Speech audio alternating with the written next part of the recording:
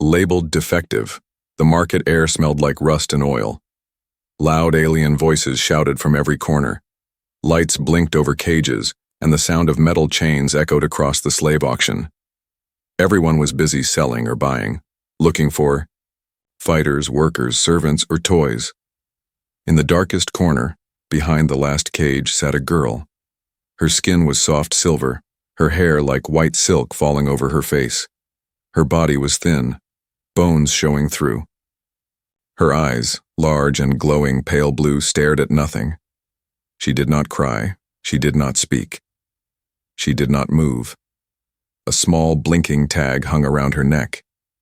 Defective. No speech. Emotionless. Useless. The auctioneer, a thick alien with a long tail, kicked her cage. "Next up," he shouted. "One last item, a broken toy. Looks pretty, but brain might be gone." Some buyers laughed. "Will she even respond? Waste of credits.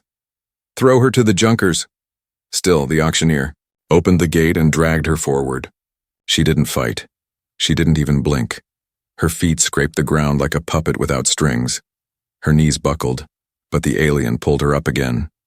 She was owned by Zarnkor lords, he announced. High-class slave, until she broke. Nobody's fixed her. Someone want a cheap pet? The crowd stared in boredom. Silence. No one raised a hand. No one bid. The auctioneer hissed in frustration. "One credit? Anyone?" Then a quiet voice spoke from the back. "I'll take her." Everyone turned. A human stood there. He looked plain, tall, broad-shouldered, wearing an old leather jacket and dusty boots. His eyes were calm, deep brown, with a small scar running down one cheek. He looked like a traveler, not a rich man, no weapons, no armor, just normal. "You?" the auctioneer asked, squinting. "You want her?" The human nodded once. "Yes." "Are you sure?" "She's not a thing. She's a person." The auctioneer laughed. "She's damaged goods, worthless." The human tossed over a credit chip. "Sold then?" Grumbling, the auctioneer unlocked the cuffs. "Take her, fool. Don't blame me when she won't eat, move, or speak." The human walked forward slowly and knelt beside the girl. She didn't flinch, didn't move, didn't meet his eyes. She simply sat there, eyes fixed on the floor. He didn't grab her. He didn't yell. Instead, he whispered, "You don't have to be afraid, I'm not like them." Still no response. Gently, he offered his hand. Minutes passed. Then, very slowly, she raised her hand, touched his fingers, and followed him. Outside, the sky burned orange. Ships flew above, dust blowing through the wide metal streets. The human led her to a small hover bike. He opened a cloth blanket and wrapped it around her shoulders. She didn't thank him. She just stared at the ground. "Do you have a name?" he asked softly. No answer. "I'm Jalen," he said. "You can come with me. I'll make sure no one hurts you again." Still, she stayed silent. He didn't push. They rode into the dry wind, leaving the auction behind. Hours later, they stopped in a quiet shelter near the border zone. Jalen cooked some food, just warm broth and soft bread. He placed it on the table and stepped back. She stared at the bowl. Slowly. She reached out. Her hands trembled as she took the spoon. She ate. No one yelled at her. No one punished her for eating first. She didn't understand this feeling. Later, he gave her a bed. Soft sheets, warm pillows, no chains. She sat at the edge, for a long time unsure. When the lights went out and the room fell quiet, she laid down. For the first time in years, she closed her eyes not in fear, but confusion. Who was this man? Why did he treat her like a being? Jalen sat outside under the stars, looking up. "She doesn't even speak," he whispered, "but someone has to try." Inside, the girl opened her eyes in the dark, and for the first time in forever, she didn't feel owned. She felt Seen. Ray didn't know what day it was. She didn't even know what freedom meant. All she knew was silence. Deep, sharp, heavy silence. It had lived inside her for so long it felt like part of her, bones. She sat on the small bed inside Jalen's ship. Her hands were folded in her lap. Her eyes stared at the smooth floor. But her mind was somewhere far away, locked in old shadows. She heard footsteps, Jalen's boots, soft, slow, not loud, like the guards used to be, not angry. He brought her food again. Just like last time, he placed it on the table and didn't speak much. He never forced her, never demanded anything. He just waited, kind, patient. Ray had been trained not to speak. In her old master's house, words brought pain. If she spoke out of turn, she was punished. If she asked questions, she was burned. If she cried, her mouth was taped shut. Over time, silence became her shield, her only safety. But Jalen was different. He didn't try to break her silence. He respected it. And that confused her. That night, he sat across from her with a repair tool in one hand and a broken part in the other. He was fixing a loose panel on the ship's wall. Sparks flickered, wires buzzed. He looked focused, but then he suddenly asked, "Do you remember your name?" The question made Ray freeze. She didn't move, didn't breathe. She remembered a name, a soft one, something from long ago. But it was buried, like a flower under heavy stone. She wasn't sure if it was hers anymore. Was she allowed to have a name? "I can give you one if you want," Jalen said gently, still working. "But I think you already have one, somewhere inside." Still, she said nothing. After a while, he stood, nodded, and left the room quietly. Days passed. Ray watched. Everything. She watched how Jalen treated machines with care. He spoke to his ship like it was alive. He made jokes under his breath when something broke. He talked to himself, sometimes even to her, even though she didn't answer. He gave her fresh clothes, a warm coat, a brush for her hair, and space. Always space. But every time he smiled at her, something inside her shook, like a soft memory trying to rise through thick fog. One evening, she walked to the common room and saw him sitting near a tiny fire stove, reading an old paper book. The light was warm. The room smelled like tea. She stood in the doorway silent. He looked up. "Want to sit?" She didn't move.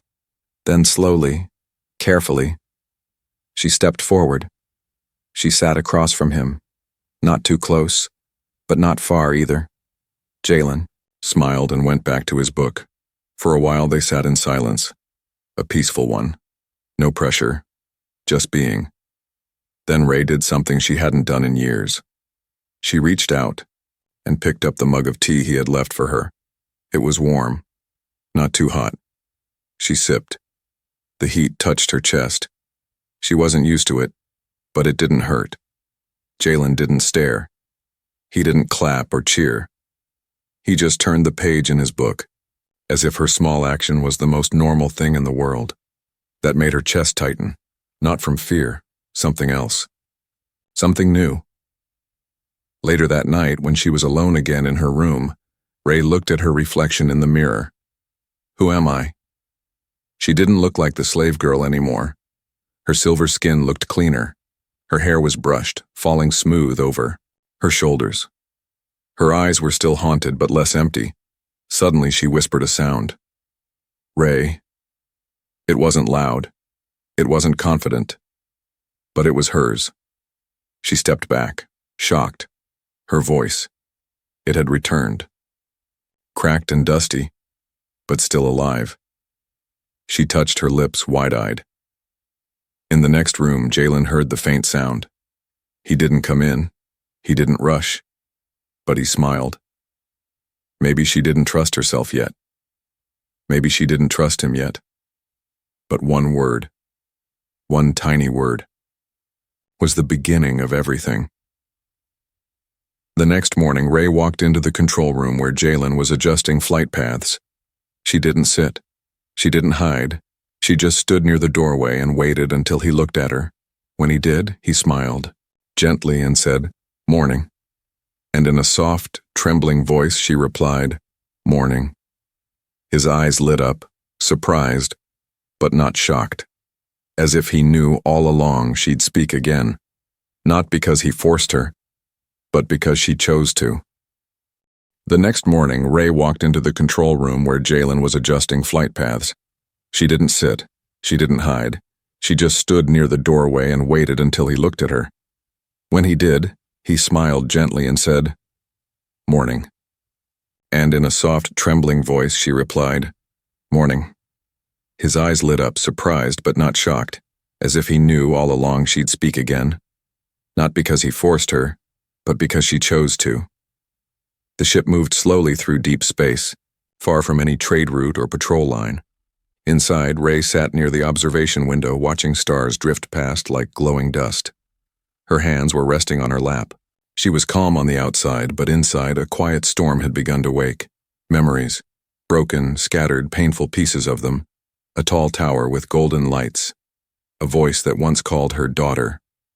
Laughter echoing in a garden. Then, screams. Chains. Fire. A collar snapping shut around her neck. She flinched.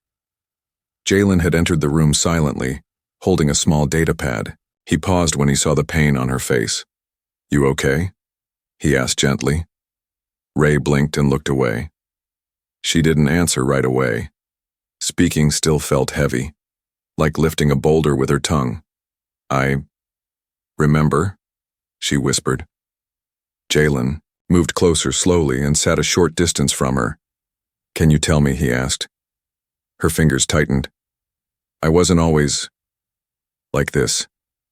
I had a name, a home, my people. They lived on Jalen 4. I was the only child of a science elder. We studied stars, my mother said. My mind was special." She stopped, the words catching in her throat. Jalen nodded, saying nothing. "They came at night," Ray continued. "Soldiers. They didn't want scientists. They wanted control. My family refused, so they took me, said they'd make me an example, told me my body would serve better than my brain." Her voice cracked. "They erased my name, my past, trained me like an animal, beat the voice out of me. And when I stopped reacting, when I stopped crying, they said I was broken. Threw me in the back cages like trash." Jalen's hands curled into fists, but his face stayed calm. "That wasn't your fault, Ray." She looked at him with wide, uncertain eyes. "You didn't deserve that. You were a child." Her lips parted, but no sound came. Her mind couldn't accept it fully. For years, all she'd known was punishment, being blamed, being silent. Jalen reached into his coat and pulled out a small tool, half broken, rusty. He placed it in her hand. "This," he said, "was given to me by my father. It stopped working years ago. I kept it because sometimes even broken things remind us who we are." Ray stared at the tool. It was nothing special, but to him, it held meaning. "To me," he continued, "you're not broken. You're hurt. There's a difference."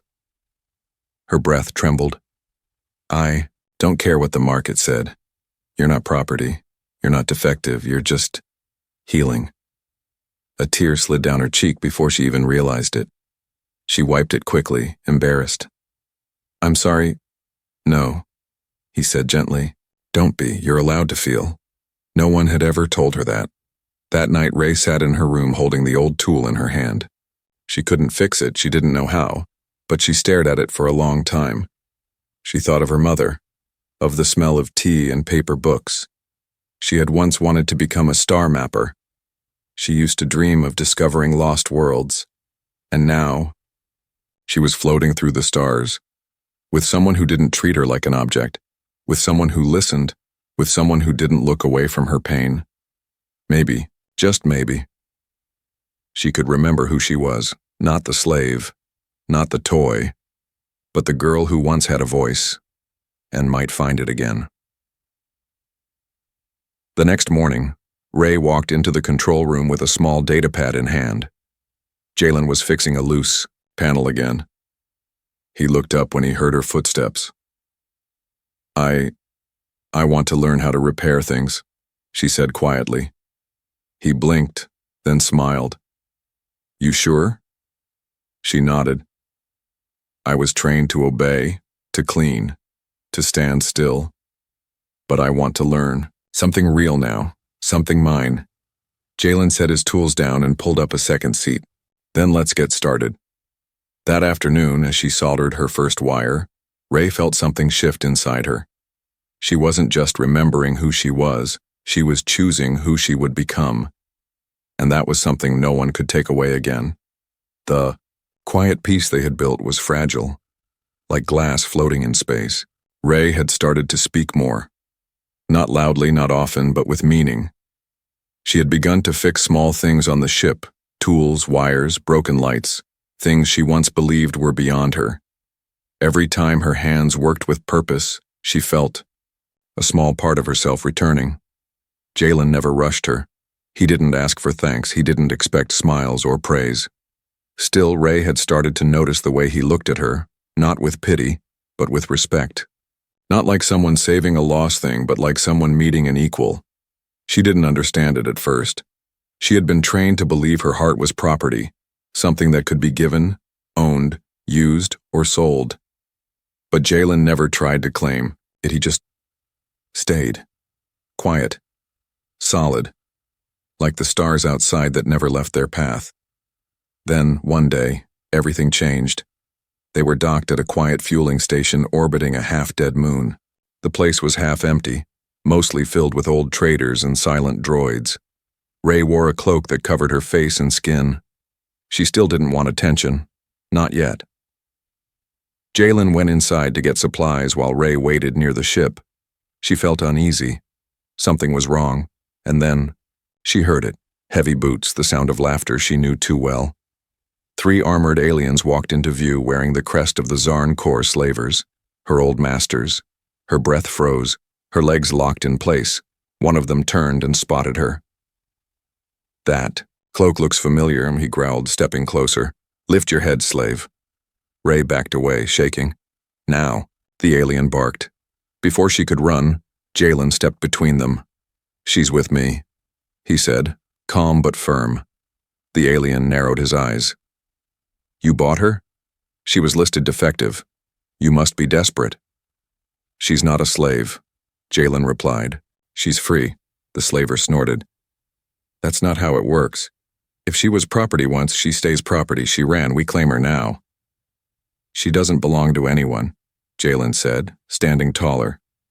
"You touch her, and I'll make sure you regret it."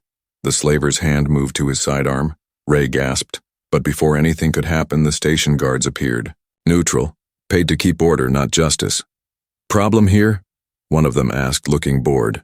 The Zarn Corps alien sneered. "This man's protecting a runaway. That girl belongs to the Corps lords. We have rights." The guard looked between them. "Got papers?" The slaver smiled cruelly. "No, she was lost property, but her markings are clear. She's ours by law."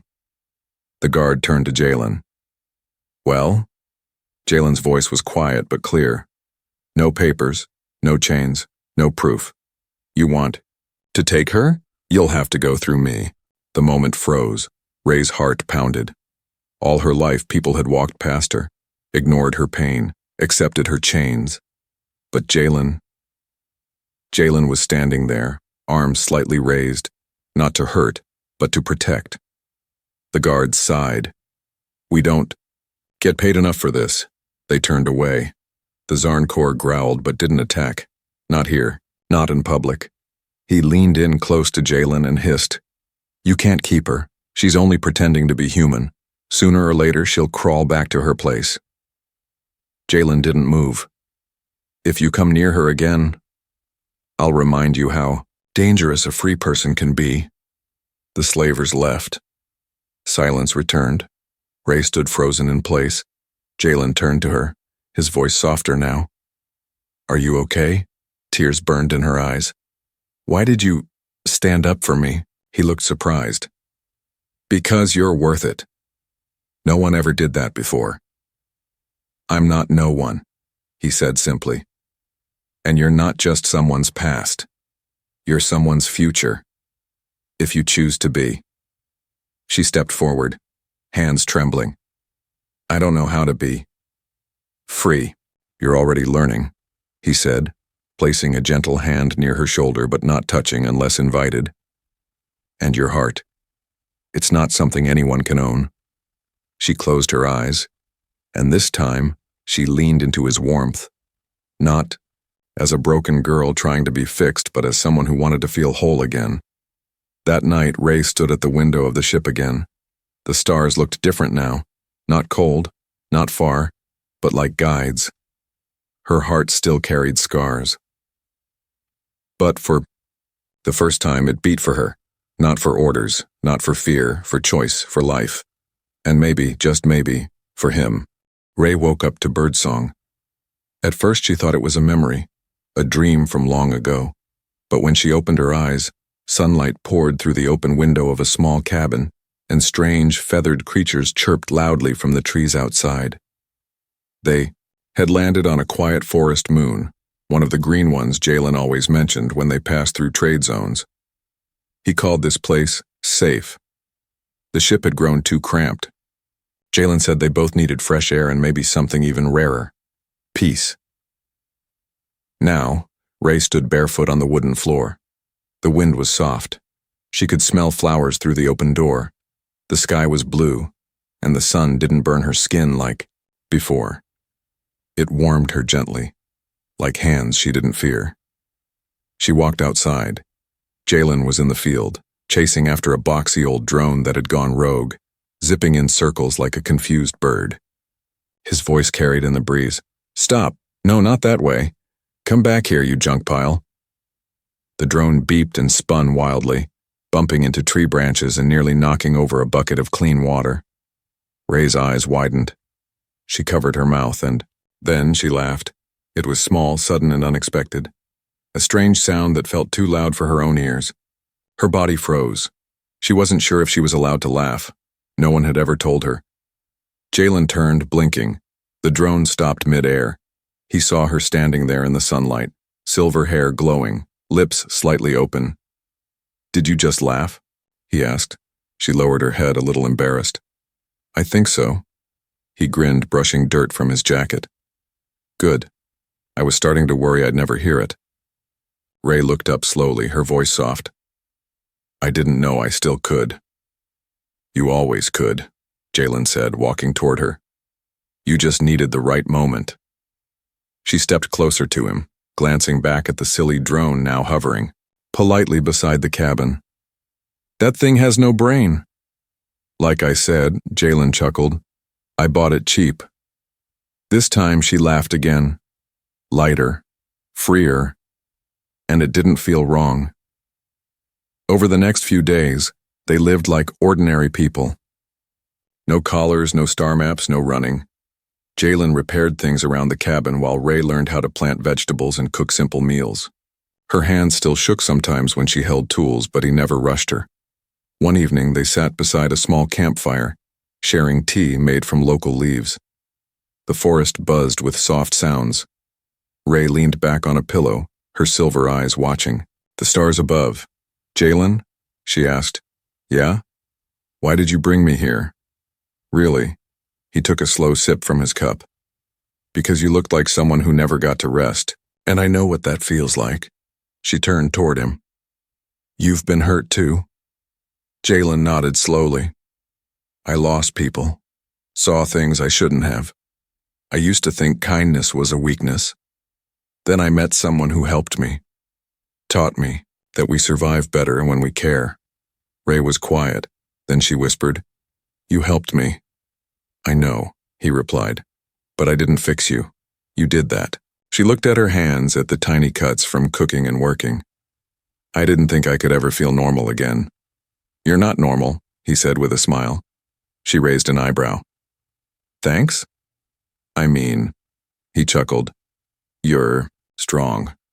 stronger than anyone I've met. That night, as she laid down, Ray stared up at the wooden ceiling of her small room.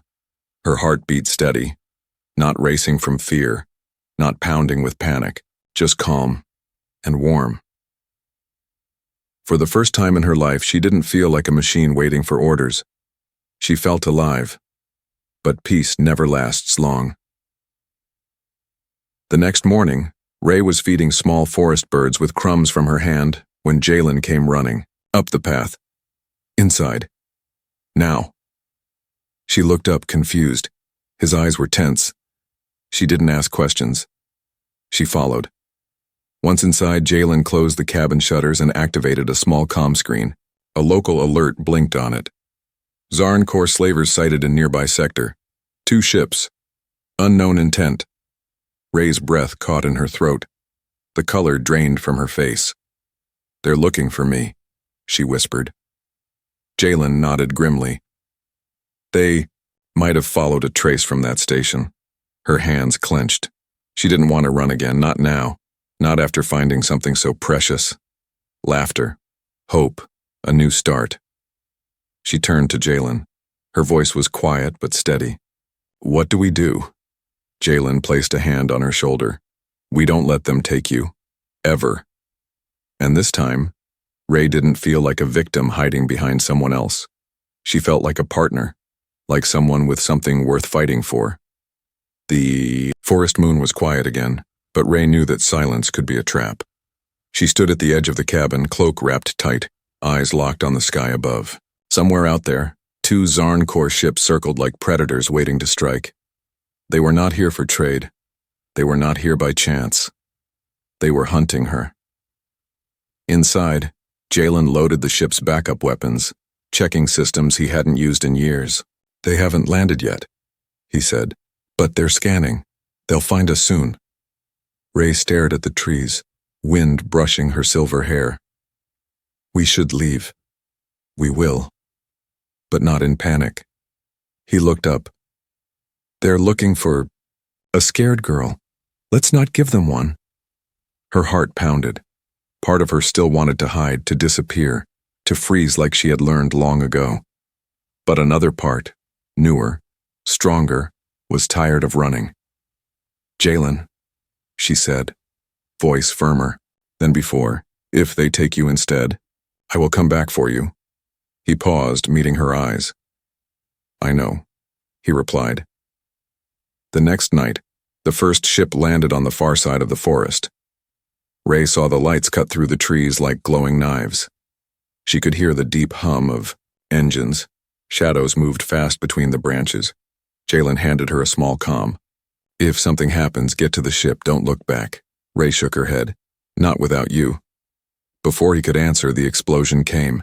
A pulse blast hit the cabin's shield wall, shaking the ground. Alarms blared. A voice echoed. From outside. Metallic, cruel, familiar. Return the stolen property. We offer no second warning. Ray's blood turned to ice. That voice. It belonged to a Zarn Corps captain she remembered from the cages. The one who used to test broken slaves. For fun. Her hands curled into fists. Jalen moved toward the door, weapon in hand. She grabbed his arm. Let me talk to them. He turned sharply. No, they want me, she said. If I face them, you live. No, he said firmly. You're not a trade. You're not a shield. You're a person. Her eyes trembled. I'm done hiding. They stepped outside together. The trees burned red with enemy lights. 6 armored figures stood at the edge of the clearing, weapons raised. Behind them, the ship's hull hissed with heat. Ray stepped forward, slowly pulling back her hood. I'm here, she said. But I'm not yours. The Zarn Corps captain stepped out. His eyes widened slightly. You still walk. You still speak. Impressive. But this illusion of freedom ends tonight. She's not yours, Jalen said. She was made property by the ruling brands of the Zarn Corps, the captain replied coldly.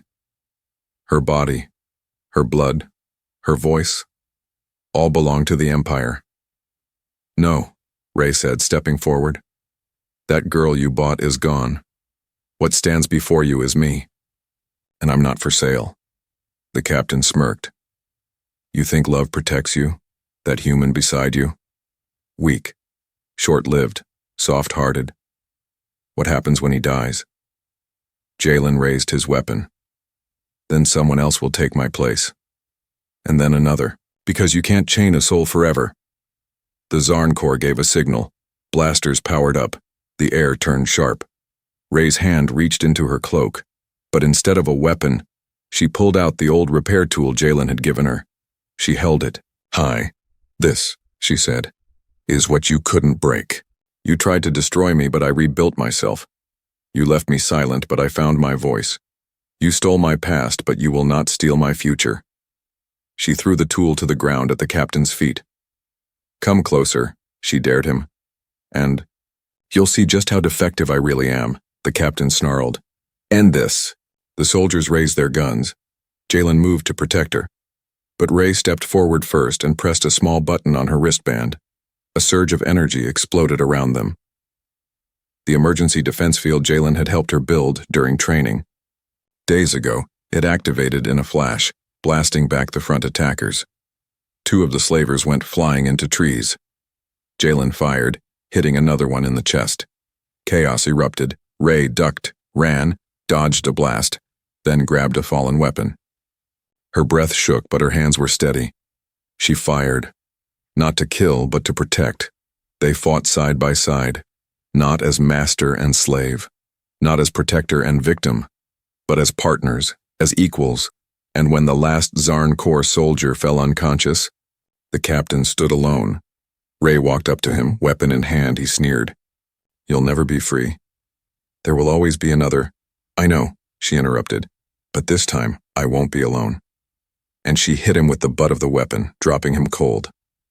Later, when the attackers had been tied and the ships disabled, Ray sat under the stars again, heart racing.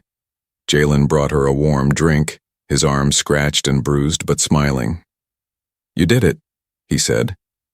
She looked at her hands. I didn't think I could. You didn't fight because you had to, he said softly. You fought because you chose to. She smiled faintly. It wasn't just for me. No, he agreed. It never is. The forest was quiet again. Smoke rose gently from the damaged trees and the sun peeked through the leaves like nothing had happened. But Ray stood still, eyes on the wreckage of the enemy ships, her breath calm, her heart steady, not afraid, not hiding, alive. She had bled, she had fought, she had won. Jalen stepped beside her, holding a med kit. His arm was bruised and his shirt torn, but his eyes were warm as always. You need rest, he said gently. Ray looked at him, her silver hair, tangled from battle, her face smudged with dirt, but she smiled. Not a forced one, a real tired smile. I'm not tired, she said. You should be. I've been tired all my life, she whispered. But now I finally feel awake. They spent the next day repairing the ship together. The shield generator had taken a hit. The fuel converter was sparking. Ray worked with quiet focus, her fingers skilled now. Jalen watched her sometimes, not to guide her, but to admire her. She didn't need saving anymore. She had become something new. Later, that evening, as the twin moons rose over the sky, Ray sat on the edge of the lake near the cabin. The water shimmered with soft light. She pulled off her boots, dipped her toes in the cool stream, and breathed deeply. She remembered the first time she had stood on this moon. Afraid, covered in fear and silence. Now the wind touched her skin, and she didn't flinch. The open sky didn't feel dangerous anymore. It felt endless, full of choices. She wasn't owned. She wasn't labeled. She was Ray. Jalen sat beside her with a quiet sigh. They didn't speak at first. They didn't need to. But after a while, Ray turned to him. Do you remember the first thing you said to me? He nodded. You don't have to be afraid. She smiled. I didn't believe you then. I know, he said. But I meant it. I believe it now, she whispered. I believe you. There was a long silence between them. Not heavy, just full. Then Ray reached into her pouch and pulled out the small broken repair tool, the one he gave her long ago. "Doesn't work," she said, placing it in his hand. "I know," he replied. "But I want to keep it," she said. "Not because it's broken, but because it reminds me where I started." He looked at her carefully. "And where are you now?" She met his eyes. "Free." That night inside the cabin, Ray stood in front of the mirror again. She was no longer the thin, trembling girl from the cage. Her shoulders were stronger, her eyes clearer. Her silence, once heavy and forced, had been replaced by a quiet kind of strength, the kind that couldn't be stolen. She remembered everything now. The pain, the chains, the cold hands that called her a toy, but she didn't belong to the past anymore. She had walked through fire and come out not as ash, but as light. The next day they prepared to leave the moon. There were others out there, other planets, other people who needed help. Jalen mentioned a refugee station on the outer rim that needed skilled hands. "You don't have to come," he said as they packed. Ray gave him a look. "I want to come." He paused. "Not because you owe me?" She raised a brow. "You think I'd follow someone I don't trust?" He smiled. "Good point." Before boarding, Ray stepped back one last time to look at the forest. The trees swayed. Birds flew over the lake. "I thought this place saved me," she whispered. "But really," she continued, placing a hand over her chest, "I saved me." As the ship lifted into the sky, Ray stood beside the window, watching the forest shrink. Below, her heart did not feel heavy. It felt full. She didn't know what future waited for her. New worlds, new fights, new fears. But she knew this. She wasn't broken. She was reborn. Not as a slave. Not as a shadow. But as Ray. Free to speak, to live, to laugh, to choose. And this time, no one would take that from her again.